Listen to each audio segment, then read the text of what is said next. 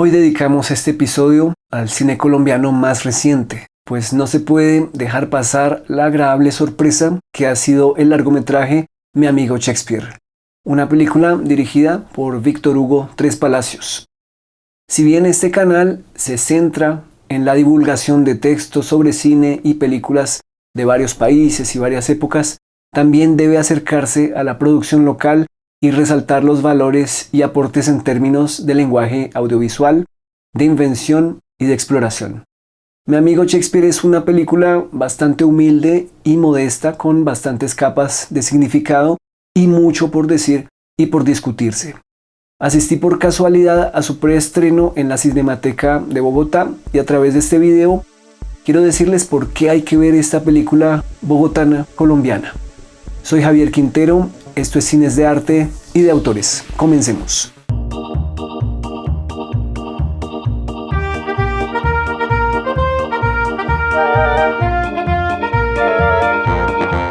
Vamos a explorar 11 razones para ver esta película, que estará muy pronto en las principales salas del país. La película Mi amigo Shakespeare nos cuenta la historia de tres actores que se reúnen sin ningún otro interés o ambición aparte de la pasión por montar una obra teatral en su tiempo libre. Y esto es muy importante. Dentro de la historia ellos tienen formación actoral, pero para sobrevivir trabajan en otros empleos u ocupaciones.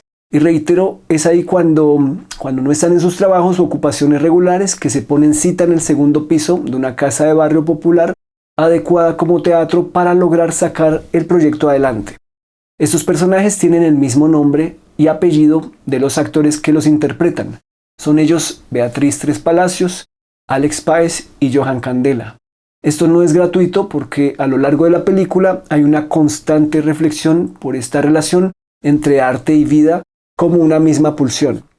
Estos tres actores personajes se ponen a las órdenes de Víctor Hugo Tres Palacios, que además de dirigir la película, es también el director de la obra teatral que se proponen hacer.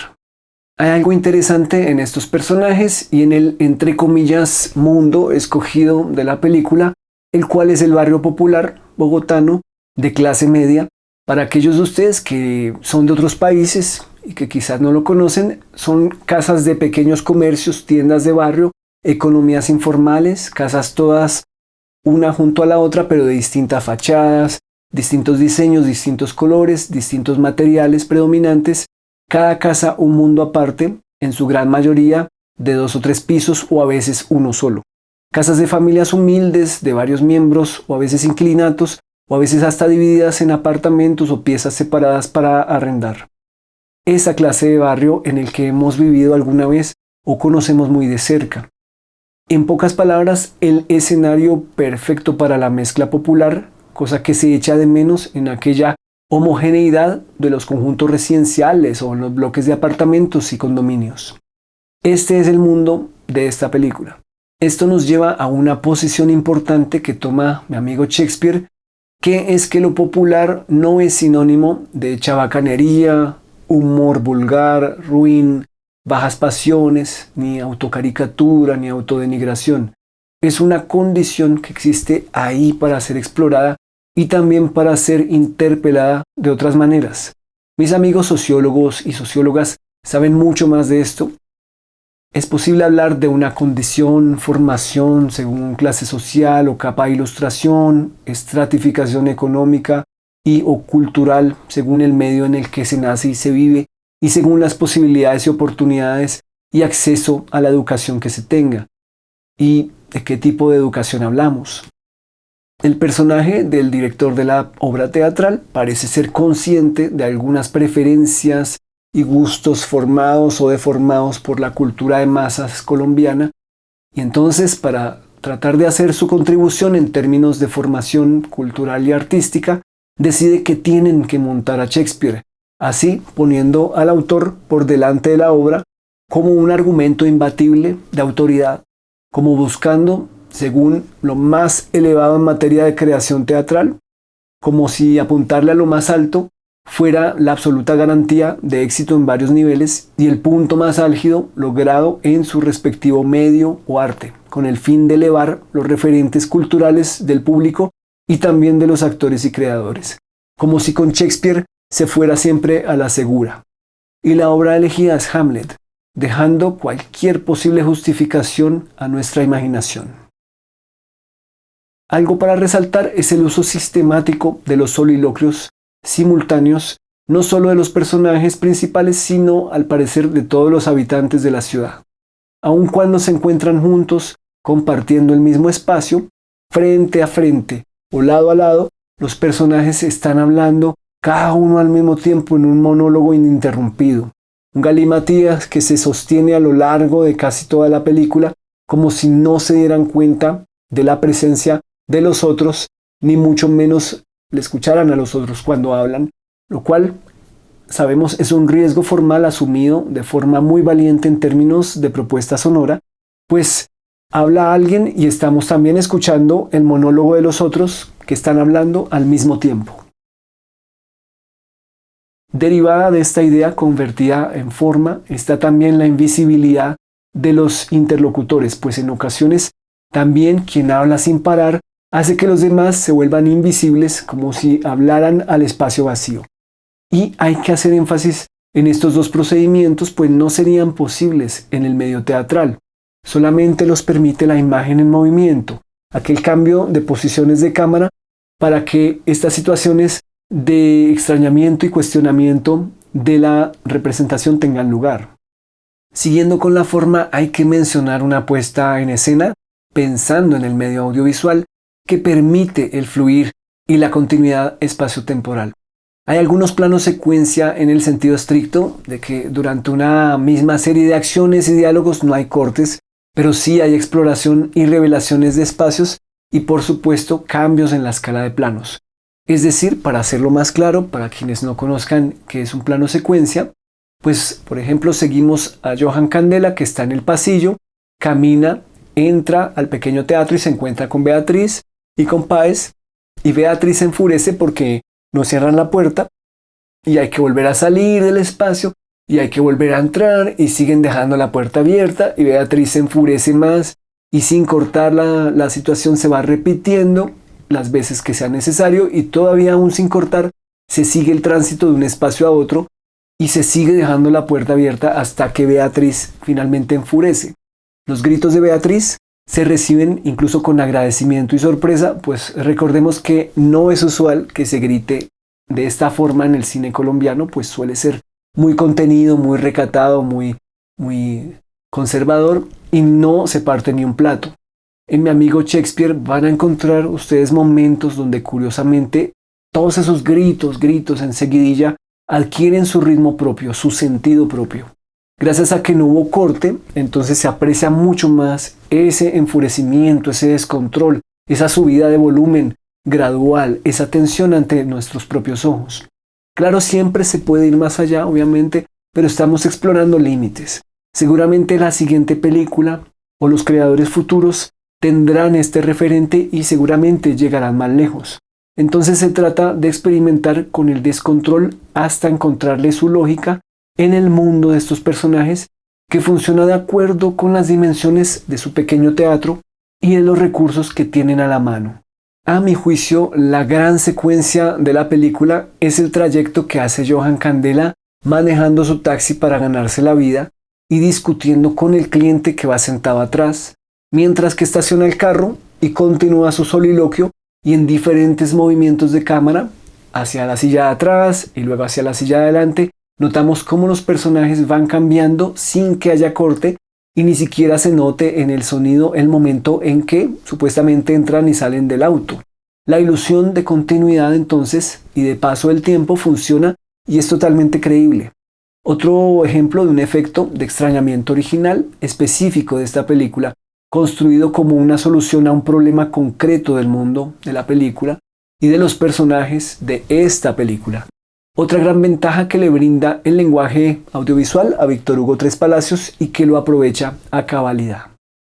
Siguiendo con la puesta en escena, la cámara está en función de los hechos y no de la explicación de los hechos, cosa que ocurre cuando, por ejemplo, en otras películas se abusa del plano contra plano, en el que un plano muestra el objeto A visible en relación con el objeto B visible y es seguido luego por un plano que muestra el objeto B visible con relación al objeto A visible. Y luego se alternan estos dos planos indefinidamente para que el uno sea la explicación y la ratificación del otro. Y cuando digo la cámara está en función de los hechos, quiero decir que registra las acciones dentro de procesos lineales que no van a ser interrumpidos simplemente por un cambio de ángulo que no vaya a decir nada o que no comunique nada. Hay una excepción debido a una razón de peso. Es la aparición del personaje de Shakespeare. Dado que este nuevo personaje es tan bien interpretado por Víctor Hugo Tres Palacios, se justifica el cambio de ángulo de cámara en la conversación que sostiene el dramaturgo inglés con los artistas colombianos. De un lado, el visitante inesperado y de otro, los artistas locales. Distribución espacial que, por otro lado, es consecuente con el ejercicio dialéctico, que palabras más, palabras menos propone Shakespeare en su exposición, digamos, didáctica, del encuentro con la cultura o culturas populares colombianas. Esta exposición de ideas por parte del personaje de William Shakespeare acerca de lo que él ha notado en su visita a Colombia nos saca del escenario teatral y nos lleva en esta especie de presentación-discurso a ideas concretas más que a lugares o a sitios típicos o turísticos. Quizás no a una plaza X o Y de mercado, sino a la idea misma de plaza de mercado colombiana, luego a la idea de las músicas populares de Colombia, sin importar que estén en X o Y parque de la ciudad. Nos lleva también al 9 de abril de 1948, el Bogotazo, a partir de las calles actuales, los sonidos y los indicios y las flores del lugar donde fue asesinado Jorge Eliezer Gaitán, entre otras referencias al momento político a grandes rasgos de las últimas décadas. En fin, todo un guiño de las posibilidades didácticas del lenguaje audiovisual y del medio cinematográfico que podrían estar en cualquier película, no importa el presupuesto. Si lo consiguió o no, o si le faltó algo por incluir o algo sobró, dependiendo de la orilla política de donde se le mire, eso lo determina cada espectador. Por eso la discusión es necesaria. ¿Cómo está diseñada esta fábula didáctica? ¿Desde dónde se habla? ¿Lo dice el director? ¿Lo dice la película? ¿Lo dice el personaje? ¿Qué se dice y cómo se dice? La llegada del personaje de William Shakespeare plantea una serie de inquietudes acerca del arte y la creación. Palabras más, palabras menos, ¿por qué están montando a Hamlet en Colombia? ¿Qué le puede decir Hamlet a Colombia y a los colombianos? Beatriz dice a Shakespeare que no sabe cómo interpretar a una reina, puesto que en Colombia no hemos tenido reinas. Y Johan le dice que no entiende nada de las palabras que se usan en Hamlet. Inquietudes válidas a las que responde Shakespeare interpelándolos, dándole un giro a las preguntas para ver cómo ellos mismos pueden encontrar su lugar y su identidad con los elementos que en distintos ámbitos ya existen en Colombia y que les pueden brindar soluciones colombianas, trabajando en conjunto y no por separado, insistiendo en caminar con zapatos propios y no con zapatos ajenos. Y finalmente, la última razón en esta invitación para ver mi amigo Shakespeare consiste en una coincidencia o casualidad bastante curiosa y es en relación con otras películas del cine colombiano más reciente que también tienen relación con el teatro. Me refiero a películas estrenadas en 2024 en donde la actuación teatral, es decir, para las tablas y dentro del teatro, tiene una gran relevancia. Pensemos en películas tan diferentes tales como Minotauro, Colibrí, Esposas y ahora mi amigo Shakespeare. Se trata de una incursión de este, entre comillas, mundo del teatro bogotano en el cine. No creo que se trate de simples coincidencias, pero ¿qué puede significar esta incursión de mundos teatrales o de teatreros y teatreras en el cine colombiano? Omar el Minotauro haciendo teatro desde la cárcel y sintiendo la necesidad de reflexionar a su manera sobre el arte, las artes, la creación, y también el director Joaquín Uribe y el mentor Lucas Ospina. Esposas de Juan Rocha, la historia de 3 actrices de teatro que se reúnen por causa de la muerte de la cuarta amiga y la mayor parte de sus conversaciones son sobre su mundo, el teatro.